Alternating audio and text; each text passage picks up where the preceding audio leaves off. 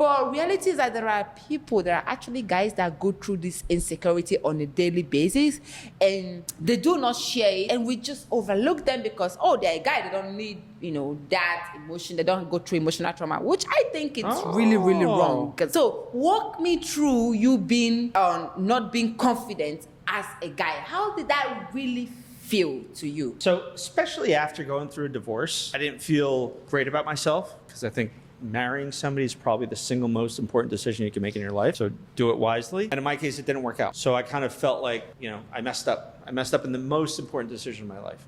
So number one, your confidence is a little bit down. And then I look at myself and I'm like, wow, I'm really losing my hair. I'm now 42, 43, right?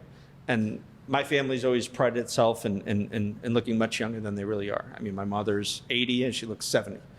And my grandfather was the same way.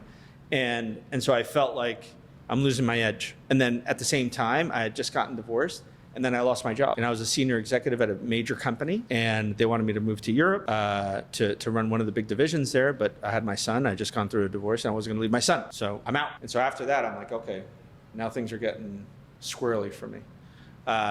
And so getting a hair transplant helped me kind of just feel better about myself physically, which is one component. And then the monetary part, I had to go out and hustle and find a new gig. And I've always had a good background in management consulting and worked for really important companies. So I was able to always land on my feet and have a good network. And people, they call me for opportunities as well as I call them and ask them if they know of any opportunities. And I was able to land back on my feet. So you can have a lack of confidence economically. You can have a lack of confidence. A lot of people go through their midlife crisis, right? A lot of men, a lot of women go through the midlife crisis. They get divorced, they go out and buy a nice car. I had a convertible at one point, everything. And it's just being able to find your roots and to know through my upbringing, growing up in the suburbs of New York, but spending a lot of time in Manhattan at my dad's advertising agency, exploring New York in the 80s, in the early 80s and the late 70s. It was a different place. And so I've always said, I've never felt uncomfortable ever any place in the world. And I lived in Medellin in the mid 90s when it was the most dangerous city in the world.